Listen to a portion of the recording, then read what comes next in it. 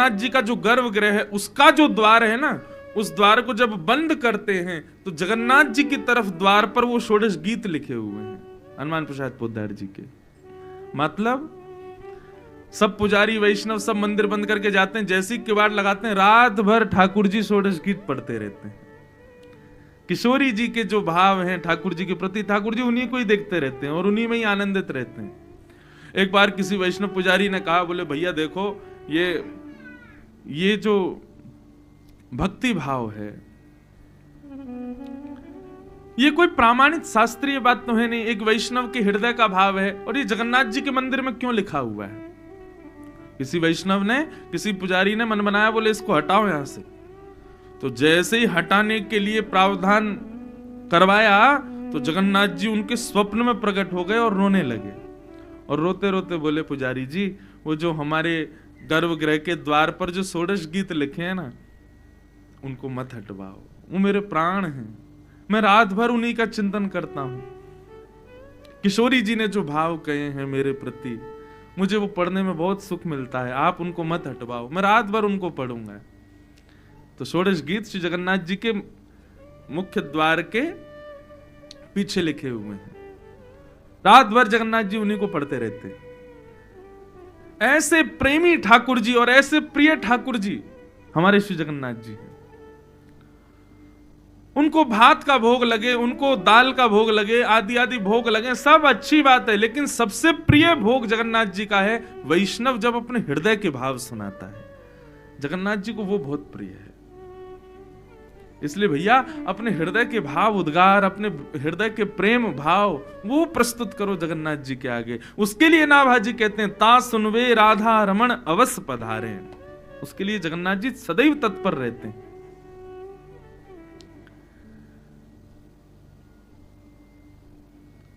जगन्नाथ जी के श्रृंगार में बड़ा वैचित्र है। पुष्पों का श्रृंगार इस भाव से होता है कि जगन्नाथ जी रास विहार के लिए वृंदावन जाएंगे रात्रि में, लेकिन पुष्पों के श्रृंगार के भीतर कल जब हम दर्शन करने गए थे उस समय जो जो वैष्णव थे मंदिर में, कौन कौन थे? हाथ ऊपर करो। सवई थे क्या? मुझे तो 2-3 ही दिखे थे, उस समय सब थे। आप लोगों ने गौर से देखा जगन्नाथ जी को?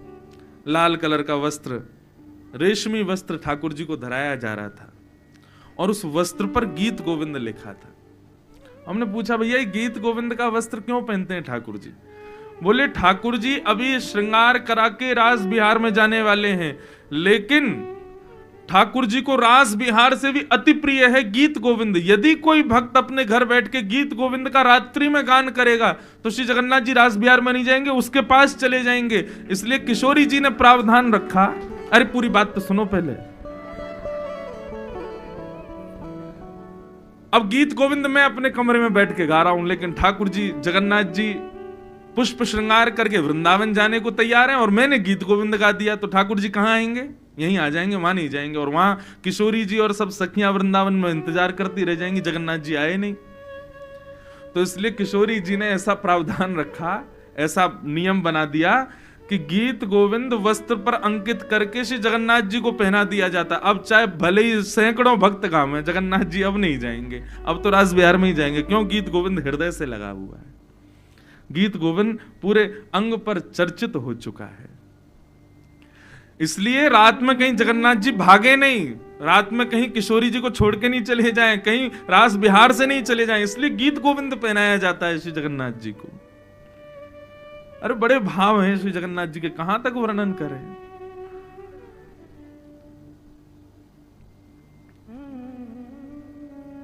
सब्जी बेचने वाला, उसकी बेटी को उसने गीत गोविंद याद करा दिया। अब वो गीत गोविंद का पाठ कब करती थी? जब बैंगन तोड़ने के लिए वन में जाती थी, अपने बगीचे में बैंगन तोड़ने जाती, तब गीत गोविंद गाती। जैसे ही वन में प्रवेश किया, बैंगन तोड़ रही थी, उस समय गीत गोविंद। गीत गोविंद क्या है बंधुओं? एक पूरा जयदेव महाप्रभु द्वारा रचित एक पूरा ग्रंथ है, जिसमें 8-8 पद, 8-8 अंतरों के पद हैं, अष्टपदियां। और वास्तव में गीत गोविंद क्या है? सब ब्रज लीला है। किशोरी जी के साथ में अंतरंग लीला जो ठाकुर जी की है, गीत गोविंद का प्रवचन नहीं हो सकता। कुछ कुछ भाव सुनाए जा सकते हैं, लेकिन संपूर्ण गीत गोविंद सुनाने की ना तो वक्ताओं में सामर्थ्य ना आप सुन सकते हो। क्यों? भगवान की बिल्कुल अंतरंग लीलाएं हैं उसमें। तो गीत गोविंद, वो एक सब्जी वाले की बेटी बैगन तोड़ते तोड़ते गीत गोविंद गा रही थी। जगन्नाथ जी उसके पीछे पहुंच गए मंदिर से। सुबह सुबह भोर की बात, सूर्य उदय से पहले, कपाट ही नहीं खुले थे जगन्नाथ जी के, और जहां जहां वो जाए जगन्नाथ जी उसके पीछे पीछे जाएं। जैसे उसका बैगन तोड़ने का क्रम पूरा हुआ, गीत गोविंद भी पूरा हुआ और जगन्नाथ जी भी वापस आ गए। और यहां पुजारियों ने जैसे ही कपाट खुले, मंगला दर्शन, तो क्या देखा? जगन्नाथ जी के सबरे वस्त्र जो हैं फटे पड़े हैं, यहां से आंख वाँख सब छिली पड़ी हैं, जगन्नाथ जी के कांटे कूटे लगे हुए हैं पूरे अंग पर। सब देख करके पुजारी तो ये क्या हो गया, ये क्या हो गया, सब लोग प्रणाम करने लगे, हे जगन्नाथ भगवान ये क्या हुआ? कौन घुस गया मंदिर में? किसने ऐसे इस प्रकार से जगन्नाथ जी को कष्ट दिया? तब यहां के जो राजा हैं उनको तो संकेत करते हैं ना जगन्नाथ जी। आज भी कुछ भी होना हो, राजा से जाकर के श्री जगन्नाथ जी स्वयं राजा को संकेत करते हैं कि ऐसा नहीं ऐसा करो, ऐसा नहीं वैसा करो। सब पुजारियों ने जाके राजा से कहा, बोले आज जगन्नाथ जी के वस्त्र फटे हुए, उनके संग सब अंग प्रत्यंग छिले हुए, क्या हुआ? आप प्रार्थना करो ना जगन्नाथ जी से। राजा ने जाकर के जब पूछा तो श्री जगन्नाथ जी बोले मैं क्या करूं? मुझे गीत गोविंद इतना प्रिय है, कोई भी गाता है मैं तुरंत दौड़ा चला जाता हूं। एक जगन्नाथपुरी का एक फल बेचने वाला है, उसकी बेटी वन में बैठ करके बैंगन तोड़ते तोड़ते गीत गोविंद गा रही थी, मुझसे रुका नहीं गया। ये बलदाऊ सुभद्रा तो खूब रोक रहे थे मुझको, लेकिन मैं दौड़ के पहुंच ही गया। अब वो जहां जहां जा रही थी मैं बिना विचार किए उसके पीछे पीछे झाड़ियों में, कांटों में, सब जगह प्रवेश करता गया और मेरा सारा अंग जो है वो अस्त व्यस्त हो गया, कांटे कूटे लग गए। लेकिन मुझे तो गीत गोविंद सुनने में इतना सुख मिला कि मुझे कांटे लगे, वस्त्र फटे, इनका कोई मालूम नहीं चला। मुझे गीत गोविंद बहुत प्रिय है। ये सुनकर के राजा के नेत्र सजल हो गए। तुरंत उस फल बेचने वाले के पुत्री को बुलाया, जल से अभिषेक किया, उसको शुद्ध किया और श्री जगन्नाथ जी के गर्भगृह में उसको बिठाया। वो बोले, कहा बिटिया जो गीत गोविंद तुम सुबह सुबह रोज गाती हो, आओ गा के सुनाओ। तब उसने गीत गोविंद गाया। और गीत गोविंद की ऐसी स्थिति कि यहां तो वो नृत्य करे और सामने ब्रह्म वेदी पर श्री जगन्नाथ जी उछल उछल करके नाचें, और सारे पंडा पुजारी सब दर्शन कर रहे हैं। जगन्नाथ जी मचल रहे हैं, आनंदित हो रहे हैं उसके भाव को सुन करके। धीर समीरे, गीत गोविंद का एक पद, धीर समीरे यमुना तीरे बसती बने।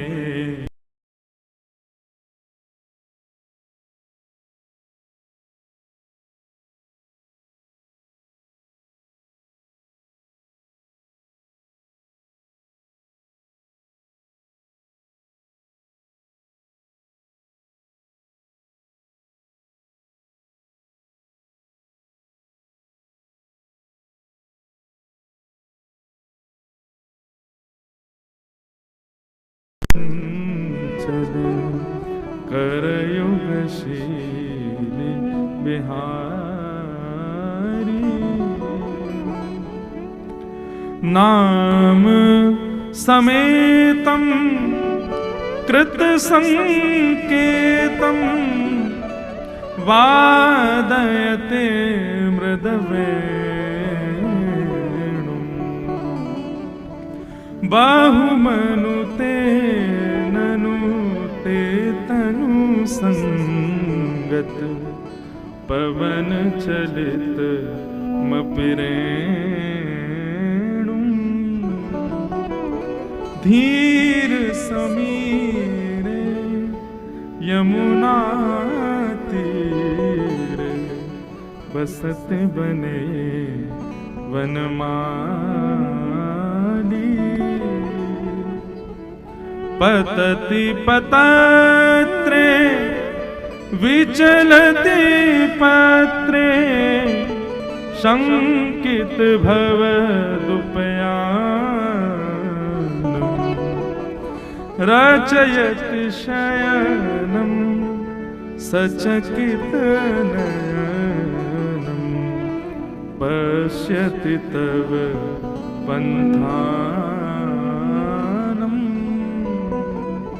धीर समीरे यमुना तीरे बसती बने बनमाली धीर समीरे यमुना तीरे बसती बने बनमाली।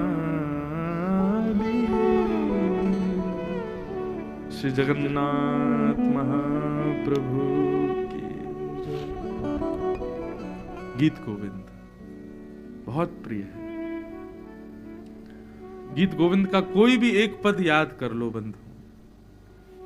मैं तो कल भी निवेदन कर रहा था आपसे, और 7 दिन तक नित्य रात्रि में जब जाओ जगन्नाथ प्रभु के पास, आज भी श्री जगन्नाथ महाप्रभु रात में बिना गीत गोविंद सुने ओढ़ते भी हैं, पहनते भी हैं, और फिर रात्रि में उनको लोरी के रूप में गीत गोविंद ही सुनाते हैं, सब पुजारी खड़े होके, तभी सोते हैं बिना गीत। कितना प्रिय है गीत गोविंद। क्यों? क्योंकि बैठ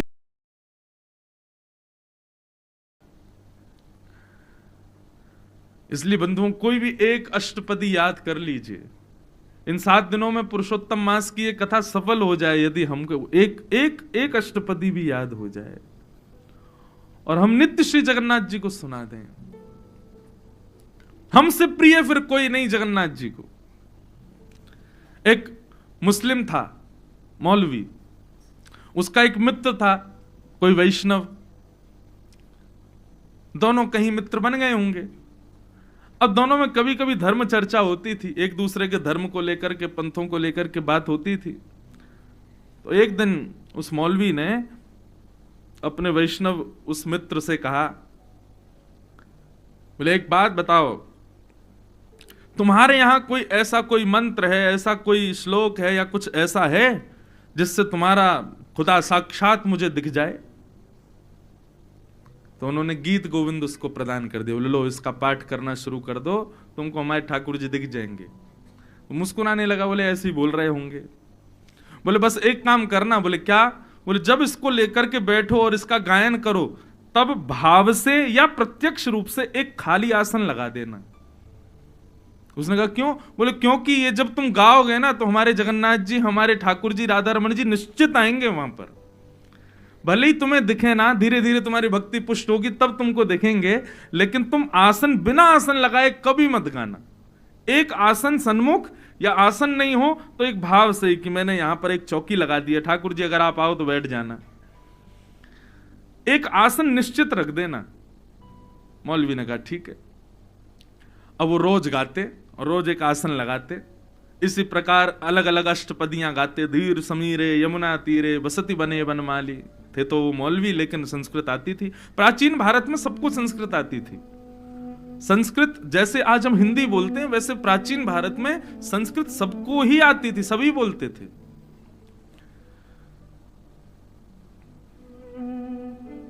तो ऐसे वो रख करके गाते थे रोज। उनको ठाकुर जी दिखे तो कभी नहीं, लेकिन वो फिर भी उनका नियम जैसा बन गया, वो रोज गीत गोविंद का पाठ करने लगे। एक दिन वो कहीं उनको जाना था, बड़ा विलंब हो गया, और विलंब होने की वजह से वो गीत गोविंद का पाठ नहीं कर पाए। तो जैसे ही घोड़े पर बैठे कहीं जाने के लिए, तो चाबुक दे करके घोड़ा चलने लगा। मन में विचार करने लगे, आज तो मैंने गीत गोविंद का पाठ ही नहीं किया है, अब क्या, मेरा नियम थोड़ी है और हमारे लिए जरूरी भी नहीं, हम हिंदू हों तो करें रोज। लेकिन फिर भी मन में आया कि भाई जब नियम ले रखा है तो करना चाहिए। तो उन्होंने कहा ठीक है कोई बात नहीं, आज हम अपने घर पे नहीं कर पाए, घोड़ा पे बैठे बैठे ही कर देते हैं। और घोड़ा चल रहा था, घोड़े की नाल के धुन पे ही उन्होंने गीत गोविंद गाना शुरू किया। और जैसे ही गीत गोविंद गाया, आसन तो रखा नहीं ठाकुर जी का, गीत गोविंद गाते गाते तभी क्या देखते हैं एक नन्हा सा नीला नीला नीलमणि जैसा बालक वो उल्टा घोड़े के पीछे दौड़ रहा है, दोनों भुजाएं ऊपर करके, और वो साक्षात श्री राधा रमन लाल जी ही थे। वो घोड़े के आगे आगे दौड़ रहे थे गीत गोविंद सुनते हुए। जैसे ही परम सुंदर बालक का दर्शन किया, अपना घोड़ा रोका और जब देखा, बोले अरे बालक, तुम ऐसे उल्टे दौड़ रहे हो, इतनी गति से उल्टे दौड़ रहे हो, कौन हो? बोले क्या करें, दौड़े नहीं तो क्या करें, तुमने आसन ही नहीं लगाया आज हमारा। और ऐसा कहकर के वो अंतर ध्यान हो गए। तब से वो उसी भाव में उन्मुक्त हो गया, दौड़ करके अपने वैष्णव के पास गया। बोले आज मैंने तुम्हारे ठाकुर को देखा। और जब उन्होंने पूरा वृत्तांत बताया तो वैष्णव भी रोने लगे, हृदय से लगा लिया। बोले जय हो, गीत गोविंद की जय हो, जिसको सुनने के लिए ठाकुर जी इतने उतावले रहते। इसलिए भैया इस कथा का साफल्य हो जाए यदि एक अष्टपदी भी हमको याद हो जाए, और रोज उसको पुष्ट करो, रोज उसको सिद्ध करो, जगन्नाथ जी को जाकर के सुनाओ। और फिर नित्य जब यहां से लौट के अपने घर जाएं तो एक नवीन आसन रोज अपने सन्मुख पधराओ, और उस आसन पर ऐसा भाव रखो, हे लाल जी पधारो, और फिर गीत गोविंद का पाठ करो। हम आपको प्रमाणित रूप से कह रहे हैं, निश्चित किसी ना किसी दिन अनुभव तो जगन्नाथ जी का निश्चित होगा कि वो पधारे, आए हैं, सुन रहे हैं। इतना प्रिय है ये भाव। ऐसे महाप्रभु श्री जगन्नाथ जी को हम प्रणाम करते हैं, उनको बारंबार वंदन करते हैं।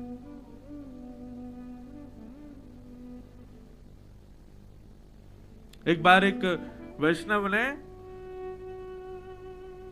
वैष्णव थे, जाने यहाँ के राजा थे शायद उस समय के, उन्होंने एक दूसरा गीत गोविंद बना दिया और सब जगह कहा कि इसको प्रमाणित मानो, यही है असली गीत गोविंद। जब उन्होंने ऐसा किया तो जगन्नाथ जी उनके स्वप्न में आ गए, और स्वप्न में भी महाराज नृसिंह बनकर के आए और कहा कि खबरदार, जो मेरे गीत गोविंद को तुमने अपना ये जयदेव महाप्रभु का जो गीत गोविंद वही मेरा प्राण है, तुम अपना ग्रंथ लिखो, उसमें कोई आपत्ति नहीं है, लेकिन वो तुम्हारा श्रेष्ठ है, उनका श्रेष्ठ नहीं है, ऐसा मत करो। यदि ऐसा करोगे तो हम नृसिंह बन करके जैसे हिरण्यकश्यप का पेट विदरण किया तुम्हारा भी कर देंगे। इतना प्रिय है। कहने का भाव गीत गोविंद मतलब हमारे सब भक्तों के हृदय के भाव सब गीत गोविंद ही हैं, और वो श्री जगन्नाथ जी को प्राणों से भी प्रिय है। उनको सुनाओ, उनको जाके कुछ कहो, गाओ, मंदिर में जाकर के निर्लज्ज हो जाओ। कौन अगल बगल वाले क्या सोचेंगे, आगे पीछे वाले क्या कहेंगे, कुछ मत विचार करो, एक कोने में बैठ जाओ। और सबसे बढ़िया समय है रात्रि में जाओ, 9-10 बजे, उस समय थोड़ी भीड़ कम रहती है। और मंदिर में भीतर जगह ना मिले तो बाहर पूरा प्रांगण है, सब जगह जगन्नाथ जी हैं। हम तो कह रहे हैं भुवनेश्वर तक जगन्नाथपुरी ही है, कहीं बैठ जाओ। और मंदिर में ज्यादा भीड़ लगे, समुद्र किनारे बैठ जाओ, वहां बैठ करके कुछ गाओ, कुछ सुनाओ, जगन्नाथ जी को हृदय से पुकारो।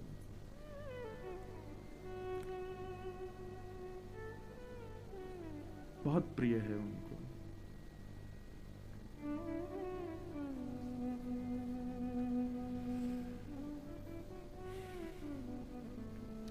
श्री जगन्नाथ महाप्रभु की जय। आओ कथा में भी प्रवेश करें, फिर बीच बीच में और कुछ भाव आएंगे जगन्नाथ जी के भक्तों के तो सुनेंगे। भागवत का कल महात्मा हम लोगों ने सुना, आज प्रथम स्कंद से कथा का प्रारंभ करते हैं। श्रीमद् भागवत जी का प्रथम श्लोक। सब लोग हाथ जोड़ करके प्रार्थना करो। अच्छा एक और बात बताएं, जगन्नाथ जी भागवत के भी बड़े रसिक हैं। जगन्नाथ जी का जब भोग लगता है ना, उतनी देर आज भी नियम है कि मंदिर के एक पुजारी जी भागवत जी का पाठ सुनाते हैं जगन्नाथ जी को, जगन्नाथ जी बैठ के सुनते हैं। एक बार मैं कहीं सुन रहा था, जगन्नाथ जी के मंदिर में कथा नहीं होती, पाठ होता है जगन्नाथ जी का। भागवत जी का पाठ होगा लेकिन कथा नहीं होती मंदिर में। क्यों? पहले होती थी, जगन्नाथ जी बैठ करके सामने अपनी वेदी पर बैठे थे तीनों, और वहीं आगे गरुण स्तंभ तक खाली पूरा रहता है, तो वहीं एक व्यास जी बैठ के कथा सुना रहे थे, कुछ श्रोता बैठ करके सुन रहे थे। अब जगन्नाथपुरी में तो दर्शनार्थी आते रहते हैं। एक कोई दर्शनार्थी आया, जय नीलाद्रीनाथ, जय जगन्नाथ, जय नीलाद्रीनाथ, जय जगन्नाथ बोलता हुआ वो मंदिर में प्रवेश किया। अब कोई आवे डिस्टर्ब करे तो कथा तो रुकी जाती है।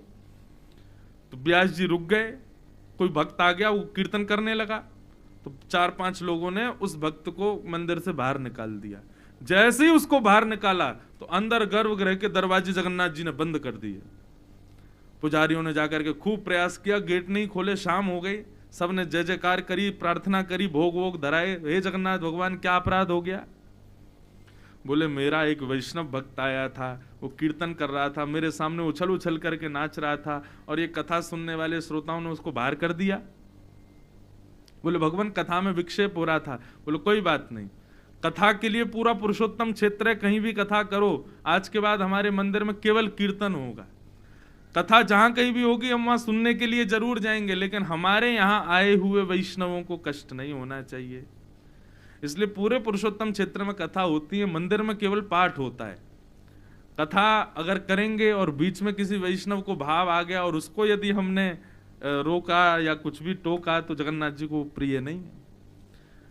वहां वैष्णव भक्त जिस भाव से जाए जगन्नाथ जी को प्रिय है। कहां तक कहें, हमारे पूर्वाचार्य श्री रामानुजाचार्य जी महाराज, हम जिस संप्रदाय से हैं, श्री वैष्णव संप्रदाय, हमारे संप्रदाय के अधिकतर लोग दक्षिण भारत में हैं। तिरुपति बालाजी हमारे संप्रदाय का मुख्य स्थान, श्री रंगनाथ मंदिर यह भी मुख्य स्थान। तो एक बार रामानुजाचार्य जी जगन्नाथपुरी आए, उन्होंने देखा कि भैया यहाँ के सब उड़िया, पंडा, पुजारी सब लोग जगन्नाथ जी की सेवा कर रहे हैं, आचार विचार शुद्धता का इतना ज्यादा ध्यान नहीं रख रहे, जबकि बहुत शुद्धता, जितनी मर्यादित रसोई जगन्नाथ जी की बनती है उतनी मर्यादित रसोई पूरे भारत में किसी मंदिर में नहीं बनती होगी। जगन्नाथ उसमें पुरुषोत्तम क्षेत्र का जहां महात्म्य है स्कंद पुराण में, वहां वर्णन है कि यहां पर रसोई घर में रसोई बनाने वाले वैष्णव इस भाव से बनाते ही नहीं कि मैं रमेश हूं, कि मैं राजेश हूं, मैं कौन हूं, वो इसी भाव से ही रसोई में प्रवेश करेंगे कि हम लक्ष्मी हैं और हमको अपने प्राणनाथ पतिदेव के लिए भोजन सिद्ध करना है। इस भाव से जाएंगे तभी प्रसाद बनेगा, नहीं तो बनेगा ही नहीं। दूसरा, घड़े के ही जल से सारा प्रसाद सिद्ध होता है। बंधुओं देखो, जगन्नाथपुरी में सारे अपराध क्षमा हैं, आपके कितने भी अपराध हों सब क्षमा हो जाते हैं जगन्नाथपुरी में। केवल एक अपराध क्षमा नहीं होता और वो है प्रसाद छोड़ने का अपराध। श्री जगन्नाथपुरी में चैतन्य महाप्रभु कहते हैं महाप्रसादे गोविंदे, साक्षात गोविंद हैं। एक बार को मंदिर में जगन्नाथ जी नहीं होंगे, लेकिन आपके सामने जो पत्तल पर जो प्रसाद है ना, वो साक्षात जगन्नाथ जी हैं। इसलिए कल परसों में जब भी हम प्रसाद के लिए सबको लेके चलें, भैया लेना उतना ही जितना पा सको, एक दाना भी आपके पत्तल में छूटना नहीं चाहिए। वो बहुत बड़ा अपराध है। लक्ष्मी जी को बहुत कष्ट होता है जब कोई अन्न छोड़ता है जगन्नाथपुरी में।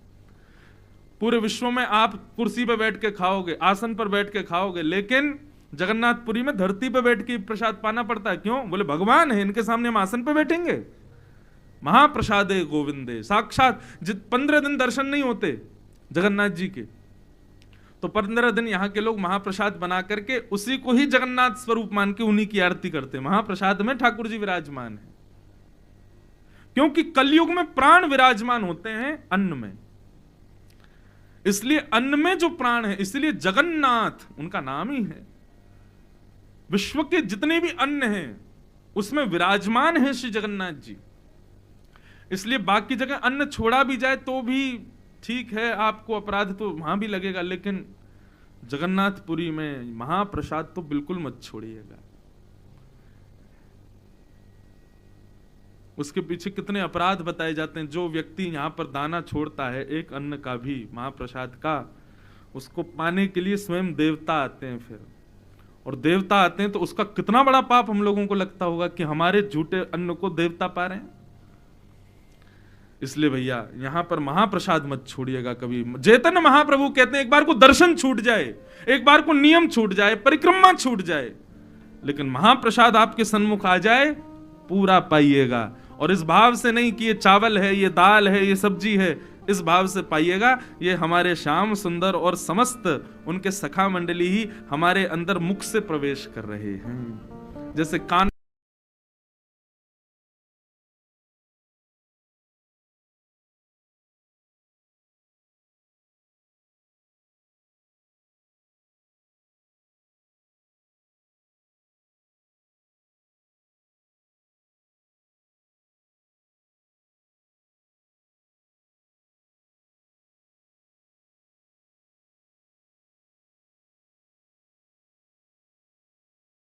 होते हुए दिखाई देंगे, ठीक होते हुए दिखाई देंगे। महाप्रसाद यहां का औषधि है साक्षात, क्योंकि स्वयं जगन्नाथ जी हर भक्त के भीतर प्रवेश करते हैं महाप्रसाद से। इसलिए भैया महाप्रसाद का बहुत आदर करना। एक अन्य भी यहां पर स्कंद पुराण में लिखा है कि जगन्नाथपुरी जो है ये विचार की भूमि नहीं है, यहां पे सोचना तो है ही नहीं कि ये करें नहीं करें, सोचो मत, भगवत संबंधी जो वस्तु मिले उसको स्वीकार करो। इसलिए भैया इस अपराध को मत करना, आगे 7 दिन तक महाप्रसाद मत छोड़िएगा, एक दाना भी। पूरी पत्तल ऐसी हो प्रसाद पाने के बाद जैसी प्रारंभ में रखी जाती है, बिल्कुल साफ, एक एक दाना आपके भीतर प्रवेश करे, वो जगन्नाथ जी हैं। तो अब बीच बीच में हम और संकेत करते रहेंगे, महाप्रसाद मत छोड़िएगा। श्री जगन्नाथ महाप्रभु की। भागवत के प्रथम स्कंद में हम लोग प्रवेश करें। जन्माद्यस्य यतोऽन्वयादितरतः चार्थे स्वविज्ञस्वराट् तेने ब्रह्म हृदय आदि कवये मुह्यन्ति यत्सूरयः तेजो वारिमृदां यथा विनिमयो यत्र त्रिशर्गो मृषा धाम्ना स्वेन सदा निरस्तकुहकं सत्यं परम धीमहि। भागवत का प्रथम श्लोक।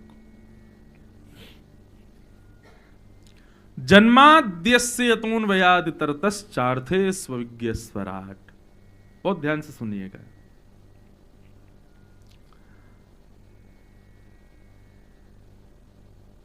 हमारे यहां प्रावधान है कि किसी भी शुभ ग्रंथ का प्रारंभ जकारांत से नहीं किया जाता।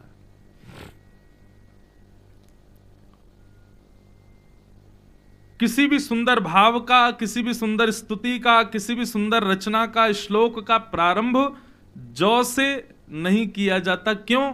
क्योंकि जकारांत जो है वो दग्धाक्षर है। बहुत सावधानी से सुनिएगा। मतलब संस्कृतज्ञ यदि कुछ श्लोक गा रहे हैं या कुछ कह रहे हैं और उसमें जौ से प्रारंभ कर रहे हैं तो निश्चित ही ये बात पुष्ट है कि उनका हृदय जो है वो पीड़ित है, इसलिए जौ शब्द का प्रयोग किया गया है। दग्धाक्षर। लेकिन श्रीमद् भागवत का प्रारंभ जौ से ही होता है। जन्माद्यस्य यतोऽन्वयादितरतः। इसका मतलब क्या है? श्री वेदव्यास जी महाराज जो भागवत की रचना कर रहे हैं, उनका हृदय बड़ा संदिग्ध है, बहुत ज्यादा पीड़ा में है। किस बात की पीड़ा में है? मानव कल्याण कैसे हो, इस बात की पीड़ा में है। अब आप गिनती करिए, जहां भी ज शब्द से प्रारंभ हो रहा है वहां पर जरूर हृदय संबंधी बात होगी। भागवत का प्रारंभ हुआ जन्म, जन्माद्यस्य यतोऽन्वयादितरतः। श्रीमद् भागवत का सबसे प्रिय गीत कौन सा है? गोपी गीत। गोपी गीत का प्रारंभ जयति तेधिकम जन्मना ब्रज, जौ शब्द। जब ब्रह्मा जी ने पृथ्वी बनाई और पृथ्वी को रसातल में ले गया कौन? हिरण्याक्ष। तब बराह भगवान को प्रकट किया ब्रह्मा जी ने, और ब्रह्मा जी बड़े उदास थे कि महाराज मैंने इतनी मेहनत करके पृथ्वी को बनाया और ये राक्षस ले गया। तब ब्रह्मा जी ने उनकी स्तुति गाई, जय जय जय अजाम चित दोष ग्रभीत गुणा। वहां पर भी जकारांत। हम आप सब लोगों का पृथ्वी पर प्रारंभ भी जन्म, जकारांत। हम सब दुखी ही हैं, हम सब भी हृदय से पीड़ित ही रहते हैं, जकारांत। हम लोग जब वृंदावन जाते हैं तो वृंदावन में निश्चित ही कितने भी सुखी हों भैया, लेकिन किशोरी जी के सामने जाकर के बताते तो है ना कि भव सागर में हम आप सब लोग बह रहे हैं, हे किशोरी जी कृपा करो। तो वृंदावन जाकर के भी कहते हैं जय जय श्री राधे, वहां पर भी जकारा। पूरे विश्व भर के मानवों की पीड़ाओं का हरण करने वाले और उनको सुख प्रदान करने वाले पुरुषोत्तम भगवान जिनकी सन्निधि में हम बैठे हैं, उनका नाम भी जगन्नाथ जा से ही प्रारंभ। तो जो शब्द जो है ये दग्धाक्षर है। जब भी किसी विशिष्ट व्यक्ति ने ज शब्द से प्रारंभ किया तो निश्चित ही बोलने वाला व्यक्ति जो है उसका हृदय अशांत है, हृदय थोड़ा सा दुखी है, कष्ट में है। श्रीमद् भागवत का प्रारंभ ज शब्द से, और ज शब्द भी क्या है? जन्म। हमारा प्रारंभ भी किससे होता है? जन्म। तो भागवत जी का प्रारंभ भी जन्म से, हमारा प्रारंभ भी जन्म से। लेकिन अब हमको ढूंढना क्या है? प्रारंभ तो हम दोनों का एक साथ ही है, जन्म शब्द से ही है, लेकिन हमारा अंत होता है मृत्यु। पर भागवत का विश्राम कहां हो रहा है? तो भागवत का अंतिम श्लोक गाया जाता है अंतिम दिन, नाम संकीर्तनम यस्य सर्व पाप प्रणाशनो प्रणामो दुख समन तम नमामि हरिम परम। श्रीमद् भागवत जी का विश्राम होता है हरिम परम पर, परम हरि के श्री चरणारविंदों में। पर हमारा अंत कहां होता है? चिता पर। हमारा अंत कहां होता है? बेटा की याद में। हमारा अंत कहां होता है? दवाइयां खाते हुए। हमारा अंत कहां होता है? वेंटिलेटर पे। हमारा अंत कहां होता है? चिंता करते हुए। हमारा अंत कहां होता है? हार्ट अटैक से। हमारा अंत कहां हो रहा है? कैंसर से। श्रीमद् भागवत जी संकेत कर रही हैं, भैया जन्म से तुम्हारा भी प्रारंभ है और जन्म से इस ग्रंथ का भी प्रारंभ है, परंतु तुम्हारा अंत सांसारिक विषय भोगों में है। भागवत जी का विश्राम हरि चरणार विंदों के चरणों में है। इसलिए भागवत जी के आश्रय में आ जाइए ताकि आप सबका और हमारा आप सबका अंत भी हरि के चरणों में ही हो। भागवत का आश्रय इसीलिए लेते हैं लोग, श्रीमद् भागवत की कथा ही हम लोग इसलिए सुनते हैं ताकि हमारा विश्राम, हमारा अंत हरि के चरणारविंदों में हो। पिताजी महाराज कथा में कहते हैं कि रामायण जीना सिखाती है और भागवत मरना सिखाती है। मरना सिखाती है मतलब अपने अंतिम श्वास में हरि की प्राप्ति सिखाती है श्रीमद् भागवत की कथा। इसलिए हरिम परम, परम हरि के श्री चरणों की प्राप्ति, यही भागवत का विश्राम है और यही हमारा होना चाहिए, परंतु हमारा होता नहीं है। मैं अपनी कथाओं में कहा करता हूं बंधुओं, व्यक्ति हर चीज के बारे में विचार करता है और उन सब चीजों के बारे में विचार करता है जो उसके पास नहीं है। घर नहीं है, कैसा बनाना है विचार करेगा। पत्नी नहीं है, कैसी पत्नी चाहिए विचार करेगा। पति नहीं है, कैसा पति चाहिए विचार करेगा। बच्चे ये नाम होने चाहिए, ऐसे स्कूल में पढ़ेंगे, सब विचार करेगा। क्या करना है जीवन में सब विचार करेगा। ये सब वो वस्तुओं के बारे में विचार करता है जो उसके पास नहीं है, परंतु उसके पास जो सदा के लिए भगवान ने उसको दी है, मृत्यु, उसकी होनी ही है, उसके लिए कभी विचार नहीं करता मेरी मृत्यु कैसे हो। मृत्यु के बारे में विचार करना चाहिए, इसमें कोई बुरी बात नहीं है। हर कोई व्यक्ति निश्चित कर ले मुझे ऐसी मृत्यु चाहिए। मृत्यु होनी तो है ही, उसके बारे में सोच के दुखी क्यों होना। कैसी मृत्यु चाहिए अब आप विचार करो। पुरुषोत्तम क्षेत्र हो, श्री जगन्नाथ जी के सन्मुख में उनका दर्शन कर रहा हूं, उनका गीत गोविंद गा करके पाठ करूं, महाप्रसाद पाऊं, महाप्रसाद पा करके खूब जगन्नाथ जी के सामने आनंदित हो जाऊं, उसके बाद कथा सुनूं, महोदधि में जाकर के प्रणाम करूं, वहीं बैठ करके जगन्नाथ जी का ध्यान करूं और मेरे प्राण चले जाएं, ऐसा विचार। अंतिम स्थिति का विचार करना चाहिए। जैसा करेंगे वैसी मिलेगी, निश्चित मिलेगी। ठाकुर जी पूर्ण करते हैं, लेकिन कोई विचार तो करे। हम क्या विचार करें कि श्री जगन्नाथ जी के श्री चरणों का दर्शन कर रहे हों और उस समय प्राण त्याग दें। इतना तो करना स्वामी जब प्राण तन से निकले, गोविंद नाम लेकर जब प्राण तन से निकले। पीतांबरी कसी हो, मुखड़े पे कुछ हंसी हो, छवि मन में ये बसी हो, जब प्राण तन से निकले, इतना तो करना स्वामी, जब प्राण तन से निकले। अपनी मृत्यु सुनिश्चित करो। और सुनिश्चित क्या करना है? हरि चरणार विंदों में हमारी मृत्यु।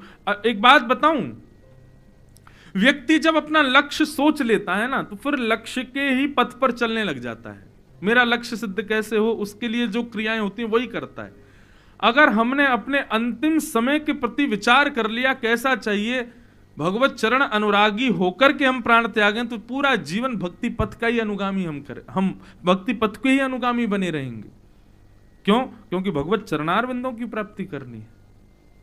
इसलिए अंतिम श्वास जो है वो श्री राधा रमण जी के सन्मुख निकले, कथा सुनते हुए निकले, भगवत दर्शन करते हुए निकले। ये विचार कर लो, आपको कुछ नहीं करना, पूरा जीवन भक्ति में हो जाएगा। क्यों?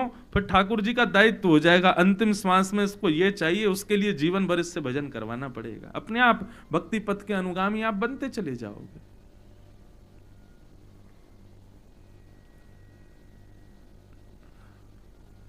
भागवत के प्रथम श्लोक में जन्म और भागवत के अंतिम श्लोक में हरिम परम, परम हरि के चरणारविंद।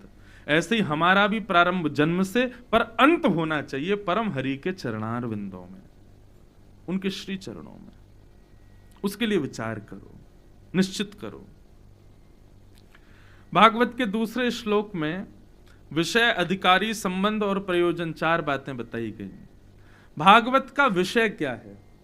तो धर्म प्रौजित कई तवोत्र परमो, हम सबके हृदय में परम धर्म करने की इच्छा जो प्रकट करे, वो भागवत का विषय है। धर्म और परम धर्म में अंतर यह होता है, शरीर के सुख के लिए जो आप कर्म करते हो वो सब धर्म कहलाते हैं।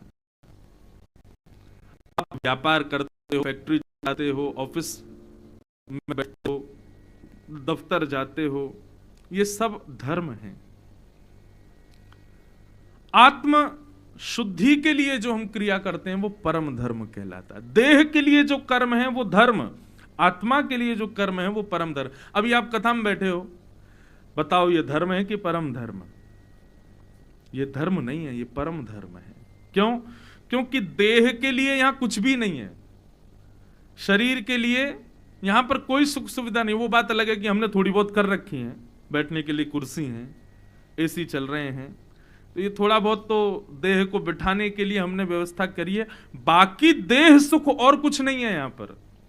यहां पर सब कुछ जो भी आप सुन रहे हैं वो सब आत्म सुख के लिए है। आत्मा की तृप्ति के लिए जो हम आहार उसको प्रदान करते हैं वही परम धर्म कहलाता है।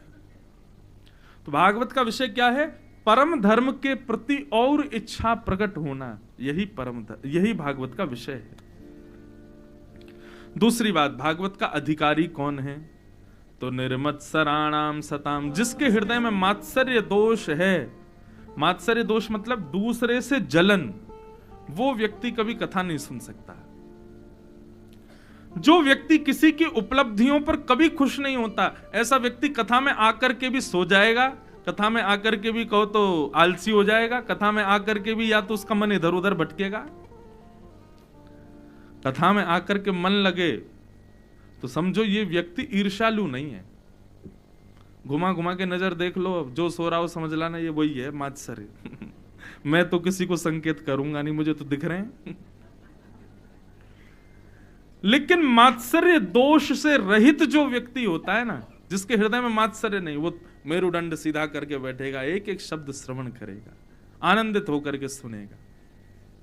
ये मात्सर्य दोष ही हमारे भीतर का ऐसा होता है जो हमको कथा सुनने से वंचित करता है, हटाता है। कभी लघु शंका जाने का मन करे, कभी जल पीने का मन करे, कभी यार पीछे जाकर चाय पिया में, बार बार कथा से मन हटाने का जो प्रयास करे, समझो ये मात्सर्य दोष है भीतर, इसीलिए हमारा मन नहीं लग रहा है। पर मात्सर्य दोष से जो रहित हैं वो कथा में आनंद से सुनते हैं, एक एक शब्द अपने हृदय में पिरोते हैं मोती की तरह। कल राधा वल्लभ मठ के पूज्य महाराज जी आए थे, उन्होंने माधवदास जी का जीवन चरित्र बहुत सुंदर है, यहीं के भक्त हुए। अच्छा, हमें जैसे हमारे गोवर्धन नाथ जी के अष्ट सखा हैं ना, ऐसे श्री जगन्नाथ जी के 5 सखा हैं, उनके भी बड़े सुंदर सुंदर चरित्र हैं। 5 सखा जगन्नाथ जी के भी हैं, उनके भी सुंदर चरित्र सुनाएंगे बीच बीच में जब आएंगे। कल उनमें से एक भक्त का चरित्र मैंने सुनाया था, उनका नाम था श्री बलराम दास जी, जो कि एक वैश्या में आसक्त हो गए थे और उनको रथ के आगे नहीं आने दिया, तो वो समुद्र के किनारे जाकर के रथ बना करके वहां गाने लगे। वो भगवान जगन्नाथ जी के 5 सखाओं में से एक श्री बलराम दास जी। ऐसे ही जगन्नाथ जी के एक भक्त हुए श्री माधवदास। माधवदास जी बड़े विद्वान थे। तो एक कथा आती है कि एक बार एक काशी के बहुत बड़े विद्वान थे। काशी के विद्वान का एक ही काम था, क्या? वो जगह जगह जाकर के सबको अपनी विद्वत्ता से हराते थे। बंधुओं देखो, एक मेरी बात बहुत सावधानी से सुनिएगा। किसी सुंदर भाव में अगर आप निपुण हो, किसी को गाना आता है, किसी को नाचना आता है, किसी को भोजन बनाना आता है, किसी के पास बुद्धि बड़ी बढ़िया होती है, उसके आगे कुछ भी बात कहो वो निर्णय बहुत अच्छा लेता है। कई लोग ऐसे होते हैं। ऐसे कोई ना कोई गुण हम सबके भीतर हैं। ऐसा हो ही नहीं सकता कि हम गुणों से विमुक्त हैं, हम सब गुण युक्त हैं। परंतु जो व्यक्ति अपने गुण का प्रयोग संसार को रिझाने या संसार के प्रसन्नता के लिए करता है, ऐसा व्यक्ति महासंसारी माना जाता है। लेकिन जो व्यक्ति अपने उस सद्गुण का प्रयोग जगन्नाथ जी को प्रसन्न करने के लिए करता है, श्री जगन्नाथ जी प्रसन्न होकर के निश्चित उसको दर्शन देते हैं। आपको यदि गाना आता है तो आप जगन्नाथ जी के सन्मुख गाओ। हमको भी गाना आता है थोड़ा बहुत। जब हम कथा नहीं कर रहे थे तो उससे पहले हमारा मन था कि हम फिल्मी दुनिया में जाके गाएंगे। तो हमारे नाना जी बोले, लाला कहाँ विचार है तेरो? मैंने की, नाना जी हम जाएंगे बंबई, वहां जाके फिल्मों में गाया करेंगे। तो नाना जी हमारे बोले, लाला बातें का होएगो? मैंने, नाना जी सब लोग रीझा करेंगे, सुनकर के खुश हुआ करेंगे। बोले कितने लोग खुश रह जाएंगे लाला तेरे गायन सुन के? मैंने कहा 1000, 10,000, 1 लाख लोग।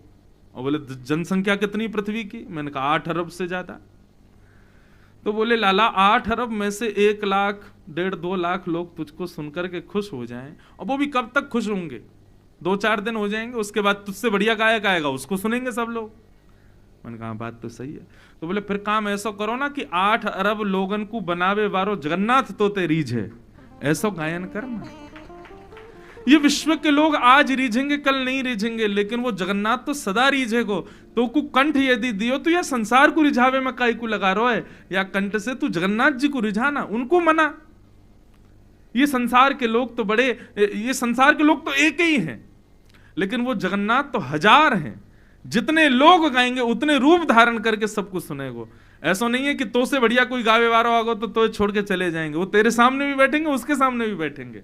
इसलिए भैया रिझान हो तो इनको रिझा। बस उसी दिन हमारा मन हो गया, मैं अब तो अपनी वाणी का प्रयोग संसार के लिए करना ही नहीं है, अब तो जगन्नाथ जी के लिए ही करना है। हमारे नाना जी ने ऐसे करके हमको श्री जगन्नाथ जी के चरणों में लगाया, उन्हीं की कृपा। पिताजी का तो देखो बचपन से ही हम जन्म लिए हैं ऐसे खानदान में, तो उनका तो आशीर्वाद है ही, पर हमको व्यासपीठ के लिए प्रेरित किया पिताजी ने कभी नहीं किया। पिताजी को लगता था जो इसका मन हो ये वो करे, लेकिन हमारे नाना जी हमको पीछे से कहते थे, कथा करनी है, भगवत कथा सुनानी है, सब लोगों को आनंदित करना, वो सब होए नहीं हो, जगन्नाथ जी को आनंदित करना। मैंने जी नाना जी। तो अपने किसी गुण को, चाहे वो कोई भी हो, आप सुंदर ज्यादा हो, रूपवान हो, और रूप का श्रृंगार क्यों कर रहे हो? ताकि सब मुझको देख के कहें बड़े सुंदर हो। अरे सब कहेंगे उससे फायदा नहीं, किसी दिन जगन्नाथ जी कहेंगे तुम बड़े सुंदर हो, आनंद हो जाएगा। वायलिन बजाना आता है, कीबोर्ड बजाना आता है, तबला बजाना आता है, लेकिन केवल सबको रिझाने के लिए करेंगे तो उससे क्या होगा? 2-4 दिन सब लोग वाह-वाही करेंगे, लेकिन किसी दिन जगन्नाथ जी को रिझाने के लिए वायलिन बजाया, तबला बजाया, हारमोनियम बजाया, गा दिया, श्री जगन्नाथ जी कहेंगे वाह भैया आनंद आ गयो। दुनिया वाह वाही करे उसमें वो सुख नहीं, जगन्नाथ जी स्वयं प्रकट होकर कहें वाह वाह वाह आनंद आ गया, कितनी बड़ी बात। एक बार तानसेन हमारे गोवर्धन आया और गोवर्धन में श्री श्रीनाथ जी के सामने कुछ गा रहा था। तानसेन गवैया तो था ही, लेकिन तानसेन प्रोफेशनल गवैया था, राजाओं को रिझाता था। जैसे आजकल प्लेबैक सिंगर होते हैं, ऐसा सिंगर था उस समय का तानसेन। और भक्त सिंगर कौन थे? श्री सूरदास जी, कुंभन दास जी, रैदास जी, ये सब लोग भक्त शिरोमणि थे। ये संसार रीझे इसलिए नहीं गाते थे, जगन्नाथ जी को रिझाने को गाते थे। पर तानसेन आया तो तानसेन ने महाराज ऐसा गा करके सुनाया, ऐसा गा करके सुनाया कि गुसाई जी और सब लोगों ने बड़ी वाहवाही की। तो तानसेन को कुछ देना चाहिए, गाया है उसने, तो गुसाई जी ने एक रेशम के कपड़े में फूटी कौड़ी धर करके तानसेन को दे दी। तानसेन ने देखा रेशम का कपड़ा बड़ा सुंदर है, अंदर कुछ महंगा रत्न होगा। जैसे ही खोल करके देखा तो फूटी कौड़ी। तो तानसेन को बुरा तो नहीं लगा, लेकिन उसने गुसाई जी से कहा मैं इसका अर्थ जानना चाहता हूं, ये आपने क्या किया? फूटी कौड़ी ही थी तो ऐसे ही दे देते, आपने रेशम के कपड़े में लपेट के क्यों दी? तो श्री गुसाई जी बोले देखो रेशम का कपड़ा बाहर था लेकिन भीतर फूटी कौड़ी थी। इसका मतलब तानसेन तुम्हारा जो गायन है ना वो संसार के लिए तो रेशमी कपड़े की तरह है, लेकिन भीतर से तुम फूटी कौड़ी के समान हो, ठाकुर जी के योग्य नहीं हो। क्यों? क्योंकि तुम्हारे गायन में, तुम्हारे हर स्वर में छलकता है कि पीछे वाले वाहवाही करें, तुम इसलिए गाते हो। लेकिन जिस दिन तुम इसलिए गाओगे कि कोई हंसे, कोई रोवे, कोई वाहवाही करे ना करे, मेरा नाथ रीझना चाहिए, उस दिन मैं तुमको फूटी कौड़ी नहीं, उस दिन तुमको रत्न दूंगा, जिस दिन ऐसा गायन करोगे। तो तानसेन जी के नेत्र खुल गए। तब से तानसेन जी जब भी समय होता था तो गाने आते थे। एक बड़ी सुंदर छोटी सी, कोई ऐसा नहीं है कोई बहुत विशिष्ट कथा, लेकिन बड़ी प्यारी है। ठाकुर जी कितने रीझते हैं गायन से। तो तानसेन अब धीरे धीरे भगवान को रिझाने के लिए गाने लगा। तानसेन का एक स्वभाव था, वो पान खाकर के गाता था। एक गाल में पान रखा रहता तब गाते तानसेन। तो गुसाई जी ने एक दिन तानसेन से कहा, ए तानसेन तुम ये पान खा के मत गाया करो। क्यों? अरे ठाकुर जी की वाणी की सेवा यह भी भोग है और ये शुद्धता से करना चाहिए। पान आदि सब तुम थूक के आया करो बाहर और बिल्कुल कुल्ला उल्ला करके तब गाया करो। तानसेन बोला क्षमा करें, अगली बार से ऐसे ही गाऊंगा। तो तानसेन अगले बार जब आया 1-1.5 महीने बाद तो बिल्कुल पवित्र होके आया और जैसे ही गाने लगा भगवान के सामने तो श्रीनाथ जी सामने खड़े थे। गुसाई जी श्रीनाथ जी को देखते रहते थे, कोई भाव दिखे, प्रसन्न है कि नहीं ऐसा पता चले। तो ठाकुर जी बार बार ऐसे झोंकेले में, नींद आवे ठाकुर जी को, कभी बंसी गेर दें, कभी कुछ गेर दें। गुसाई जी भीतर गए, जय जय कहा भयो तानसेन गा रो है, आपको सुख ना मिल रो? बोले पता ना है, आज आके गायन में आनंद ना यार हो, या तो बोलो दी चलो जाए, मेरा मन ना लग रहा है आके गायन में। अरे जैसे पहले गायो करतो वैसे गाई ना रहो। तो गुसाई जी बाहर गए, बोले तानसेन आज लाल जी प्रसन्न नहीं हो रहे आपके गायन से। बोले जय जय वो आपने पान खाने को मना किया है ना, बिना पान के ऐसे स्वर निकलते हैं। बोले नहीं नहीं बिना पान के गाना है, पान तो खाना ही नहीं, झूठे मुंह से नहीं गाना है। गुसाई जी फिर भीतर गए, बोले जय जय वो पान खा के गाता हो पहले, मैंने सोची कि आपके सन्मुख भैया शुद्धता से रहना चाहिए, या मैंने मना कर दी, बिना पान के गा रो है। ठाकुर जी बोले या तो कहो ये चलो जाए, अगर या गाने को मने तो पान खा के आए और फिर गावे। गुसाई जी बोले जय हो, सब आचार विचार सब आप ही तोड़ देते हो, हम कितने भी नियम बनाए शुद्धता पवित्रता के सब आप ही तोड़ देते हो। ठाकुर जी बोले भैया हम रीझने चाहिए, हम रीझे, अगर या के पान खावे तो जाते कहो पान खा के आए तब गाए। तो गुसाई जी कहे जाओ भाई पान खा के आओ। तानसेन बाहर गया, पान खा के आया। जैसे ही बैठा गाने के लिए गुसाई जी ने अब ठाकुर जी को मंद मंद मुस्कुरा रहे, नाच रहे, वाह वाह आनंद कर दी, कितना बढ़िया गा रहा हो तानसेन।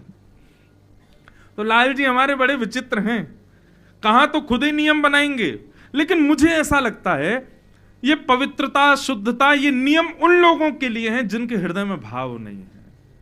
पर जो भाव में आ जाते हैं, ऐसी कर्माबाई बिना नहाए धोए खिचड़ी बनाती है तो जगन्नाथ जी दौड़ते हैं उसकी खिचड़ी पाने के लिए। कहां हम इतने नियम बना लेते हैं कि ऐसा रखना है, ठाकुर जी के सामने ऐसे जाना है, इस पवित्रता का ध्यान, इसका ध्यान। ये पवित्रता, शुद्धता और इन नियमों का ध्यान अधिकतर वो लोग रखते हैं जिनके हृदय में भाव नहीं है, इसलिए वो पवित्रता से ठाकुर जी को रिझाते हैं। लेकिन जब भाव उन्मुक्त हो जाता है ना व्यक्ति, तो पवित्र अपवित्रता का ध्यान नहीं रखता। अब इस बात को कई लोग पता कैसे ले लेंगे, ठाकुर जी के सामने अपवित्र भाव से जाएंगे, उनसे कहो अरे भाई नहीं, अरे आप ही तो कह रहे थे भाव वाले को जरूरत नहीं है। ऐसा नहीं, भाव अलग दिख जाता है। तो भागवत का अधिकारी कौन? हाँ, तो मैं माधवदास जी का प्रसंग सुना रहा था। श्री माधवदास जी, उनको एक बनारस का, काशी का एक बहुत बड़ा विद्वान था। उसका नियम था कि वो जगह जगह विद्वानों को हराता ही घूमता था। बस अपने विद्या के गुण से उसने यही अपनाया कि सबको हराओ। एक बार किसी ने उससे जाके कहा, बोले हम तब माने कि तुम माधवदास को हरा के दिखाओ। जगन्नाथपुरी में जगन्नाथ जी का भक्त माधवदास।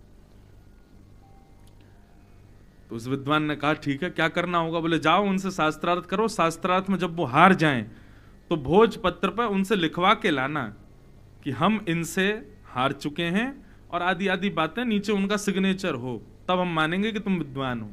तो ठीक है। अब माधवदास जी विद्वान तो थे, लेकिन भक्ति का रंग जिस पर चढ़ता है ना, उसके सारे गुण छुपे रहते हैं। कभी भी देख लेना, मैंने तो बहुत बार दर्शन किया है, करोड़पति व्यक्ति होगा लेकिन वैष्णव होने के बाद में ऐसा रहेगा दीन, पता ही नहीं चलेगा कि बहुत बड़ी संपत्ति का मालिक है। बहुत ज्ञानी, परम विद्वान, लेकिन आएगा ऐसे, उसके वस्त्र आभूषण और रूप देख करके ऐसा लगेगा कोई दीनहीन सा व्यक्ति होगा। भक्ति का रंग जब चढ़ जाता है ना, तो व्यक्ति अपने गुण को प्रदर्शित नहीं करता, गुण को छुपाता है।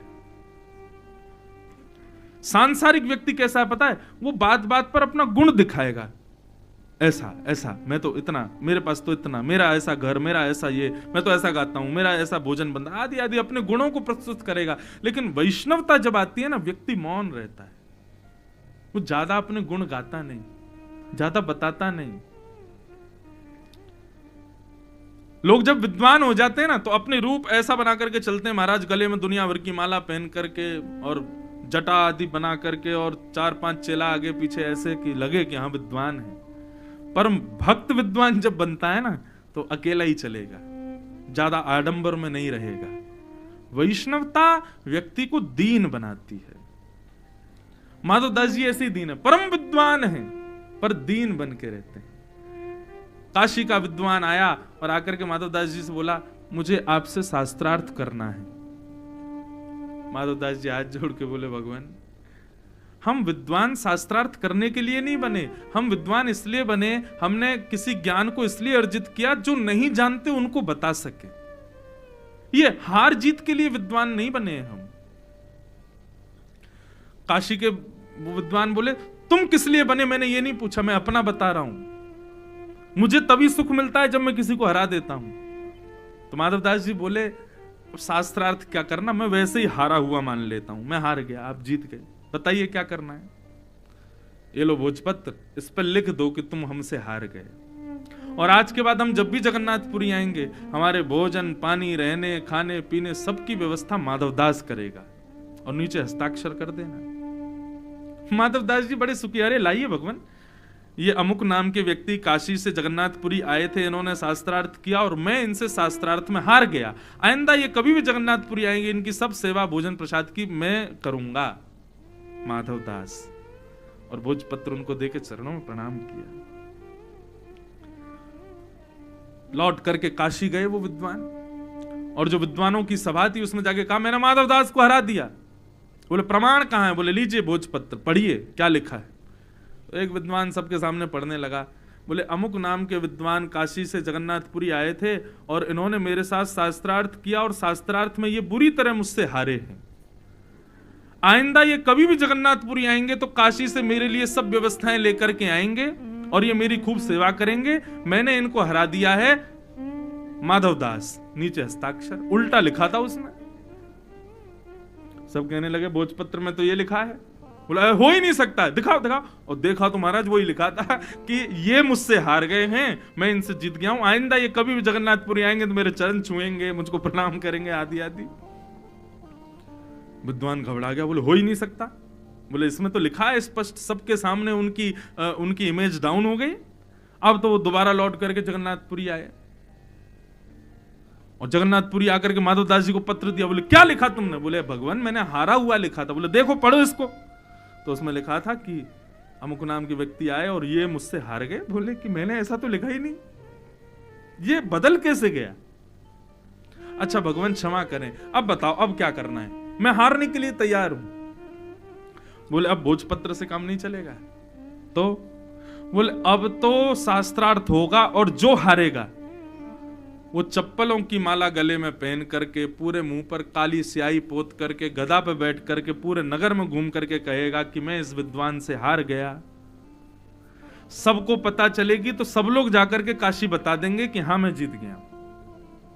माधवदास जी बोले मुझे स्वीकार है, शास्त्रार्थ मत करवाओ, आप गधा ले आओ और चप्पलों की माला भी ले आओ, काली स्याही भी ले आओ, सब पोत पात दो, मुझे पहना दो, गधा पे बैठा दो, घुमा दो, मैं सबसे कह दूंगा कि मैं इनसे हार गया। मुझे कोई जरूरत नहीं है इस बात की कि मैं जीता हूं ये कहूं, लेकिन आप गधे की व्यवस्था करो, तब तक मैं दर्शन कर आऊं जगन्नाथ जी का। बोले हाँ हाँ ठीक है जाओ। अब माधवदास जी तो गए भीतर जगन्नाथ जी का दर्शन करने, ये मुख्य द्वार पे ही गधा लेकर के और चप्पलों की माला काली स्याही लेके सब खड़े, माधवदास आ रहा होगा। माधवदास जी तो भीतर जगन्नाथ जी का दर्शन कर रहे थे, जगन्नाथ जी माधवदास का रूप धारण करके बाहर आ गए। जैसे ही उतर करके आए मंदिर से, विद्वान बोला आओ माला पहना दूं तुमको, बैठो गधे पे। अब तो जगन्नाथ भगवान आए थे माधवदास बन के। बोले माला वाला नीचे रखो, पहले शास्त्रार्थ करो, बैठो। हाँ बिना हारे बैठ जाएंगे हम? बोले तुम ही तो कह रहे थे कि बिना शास्त्रार्थ के हारे। बोले पहले की बात अलग है, अब हम दर्शन करके आए, अब हमको ज्ञान हो गया, बैठो हमारे साथ, करो शास्त्रार्थ। अब विद्वान ने निकाला कोई प्रसंग और उस पर शास्त्रार्थ हुआ। अब भगवान से जीतेगा वो? ऐसा हराया महाराज, चारों तरफ भीड़ खड़ी हो गई, ताली बजाने लगे, माधवदास की जय हो, माधवदास जीत गए, माधवदास जीत गए, हरा दिया। अब जैसे ही वो विद्वान हारा, भगवान ने उठाई माला, ले भाई, हाँ गले में पहनाई, हाथ पकड़ के बैठो गधे पे और मुंह पे काली स्याही, बोले पूरे जगन्नाथपुरी में गाओ कि हम माधवदास से हार गए। बोले माधवदास ऐसा मत करो। नहीं नहीं अब तो जाओ, तुम जाओ, सब जगह बोल के आओ। अब वो तो निकल गया, सब जगह बोले मैं माधवदास से हार गया, मैं माधवदास से हार गया, मैं काशी का विद्वान हार गया। अब ठाकुर जी तो वहां से अंतर ध्यान हो गए। अब असली माधवदास जी उतर के आए। माधवदास जी बोले कहां है भैया गधा हमारा, बैठे हम, कहां है चप्पल की माला? तभी नजर उठा के देखा तो वो विद्वान तो खुद ही गधे पे बैठ गया, खुद ही माला पहन के सब जगह कह रहा मैं हार गया, माधवदास ने मुझे हरा दिया। माधवदास जी दौड़ के, अरे राम राम राम राम, ये क्या किया आपने? ये तो इसका अधिकारी तो मैं था, गधे पे मुझे बैठना था, मुझे गले में माला पहननी थी, आप क्यों बैठ गए? उतरिए नीचे। विद्वान बोला एक तो हरा देते हो, ऊपर से हमारी सब जगह बिल्कुल 2-2 बार तुमने हमको परास्त कर दिया, आगे से अब अच्छा बनने के लिए हमसे कह रहे हो गधे पे बैठ जाएं, अब हरा तो दिया, अब क्यों आए हो हमारे पास? बोले मैंने कब हराया आपको? बोले अभी शास्त्रार्थ में हराया, सब लोगों ने देखा। माधवदास जी बोले क्या हुआ था? बोले कि अरे आपने क्या सुंदर महाराज, बिल्कुल एक शब्द में इसको हरा दिया, इतना बढ़िया आपका वक्तव्य, जय हो माधवदास जी, प्रणाम। माधवदास जी बोले मैं तो अभी आया हूं मंदिर से। पीछे मुड़कर के जब मंदिर की ओर देखा तो ध्वजा के पास में श्री जगन्नाथ जी माधवदास के रूप में खड़े हुए दिखाई दिए और माधवदास जी को दर्शन दिया। माधवदास जी बोले नाथ ये सब क्या करते हो आप? मुझे ये नहीं चाहिए था, मैं नहीं चाहता कि मेरी वजह से कोई ऐसे दुखी हो, आपने ऐसा क्यों किया? ठाकुर जी बोले तुम नहीं चाहते थे, हम चाहते थे। और भक्त जब हमारा कोई बन जाता है ना तो वो कुछ नहीं चाहता, उसके संग जो होता है वो मैं चाहता हूं। भक्त का मतलब ही है ये, वैष्णव का मतलब ये, मेरी अब कोई इच्छा नहीं है, जो जगन्नाथ की इच्छा वो मेरी इच्छा। भक्त बनने के बाद भी, वैष्णव बनने के बाद भी आपकी कोई इच्छा है तो माफ कीजिए आप अभी वैष्णव बने नहीं हो, फिर तो आप ठाकुर जी की इच्छा में, उनकी रजा में रजामंद रहोगे।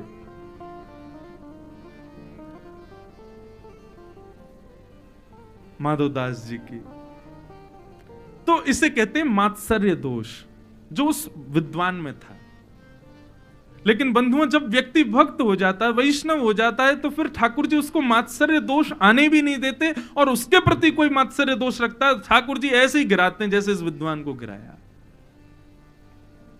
इसलिए भैया, आज के बाद मैं तो अपनी कथा में कहा करता हूं, पहले दिन कथा सुनो और 7वें दिन आपने कथा सुनी है, इस बात का प्रमाण यदि लेना हो तो जिस व्यक्ति को देख के आपको ईर्ष्या होती थी उसको देखने जाना, उसको देख के आपको ईर्ष्या ना हो, प्रेम हो जाए, तो समझना हमने कथा सुनी है, ठाकुर जी ने हमको स्वीकार कर लिया। और भैया यहां कथा सुनने के बाद भी ईर्ष्या ही कर रहे हो, फिर से उसको देख के यही लग रहा है ये गिर जाए, इसका पाम टूट जाए, तो समझना कथा सुनी नहीं है अभी। मात्सर्य दोष से युक्त व्यक्ति भगवत अधिकारी नहीं है। भक्त वैष्णव बनने के बाद में व्यक्ति को लगता है सब जगन्नाथ जी के हैं, सबका मंगल हो, सब अच्छे हो, सब अपने इस जीवन में योग्य बने, किसी की भी जीवन में कोई परास्ता ना आवे, कोई व्यक्ति हारे ना, सब जीते, सबकी विजय हो, ऐसी दृष्टि हो जाती है वैष्णव बनने के बाद में।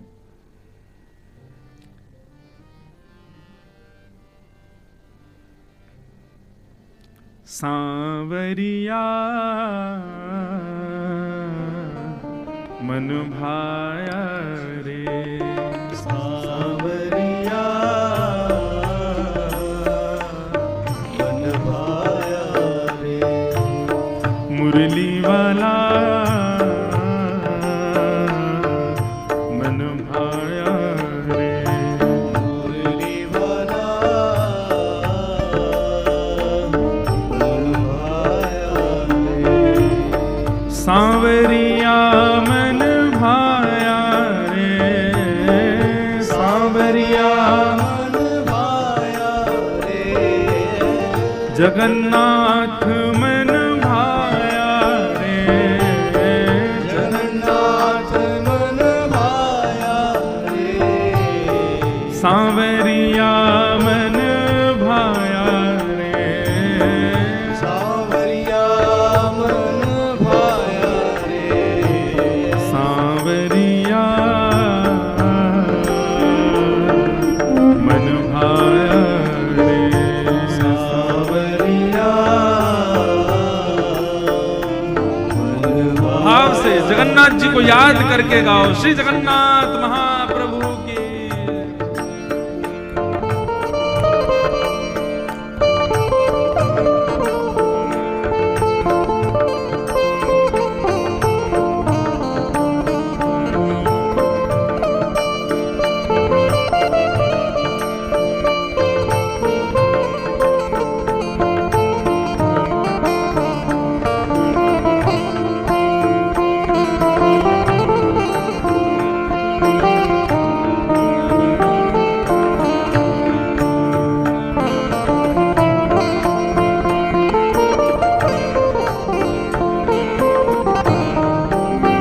श्री लीलाचल बिहारी लाल की जय।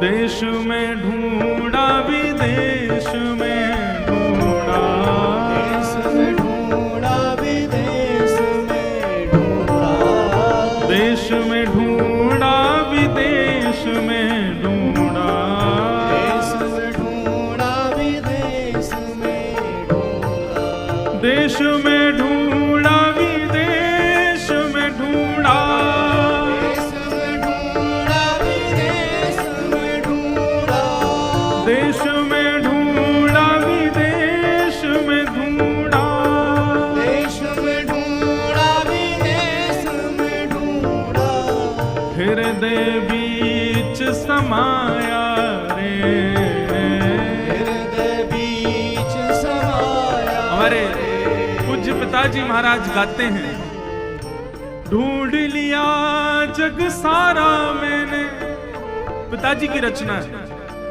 ढूंढ लिया जग सारा मैंने, दर्शन तेरा पाया, पर जब मन को एकाग्र तू दिल बीच समाया। सब जगह ढूंढ रहे हैं हम, मुझको कहां ढूंढे रे बंदे, मैं तो तेरे साथ हूं, मैं तो तेरे पास हूं। हम सब जगह खोज रहे हैं, लेकिन ठाकुर जी तो भीतर ही बैठे हैं।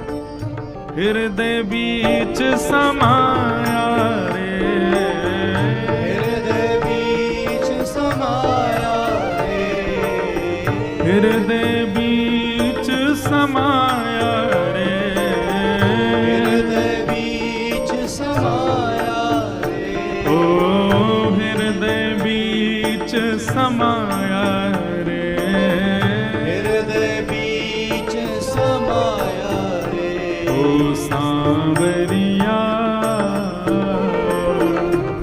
मन भाया रे, सांवरिया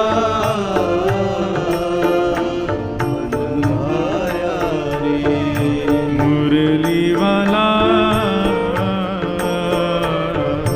मन भाया रे, मुरली वाला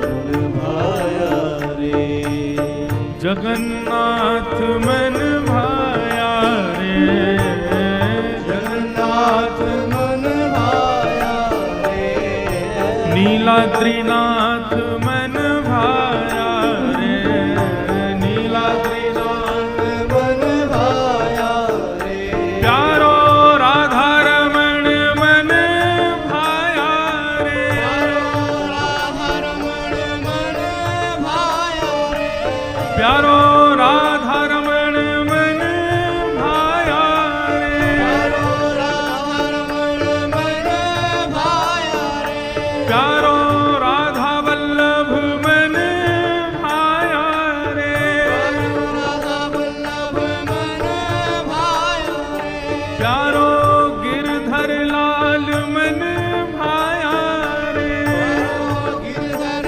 लाल मन भाया रे, हे सांवरिया मन भाया रे, सांवरिया मन भाया रे, ओ सांवरिया मन भाया रे, सांवरिया मन भाया रे, सांवरिया मन भाया रे, सांवरिया मन भाया रे, ओ सांवरिया मन भाया रे, सांवरिया मन भाया रे, हे सांवरिया मन भाया रे, सांवरिया मन भाया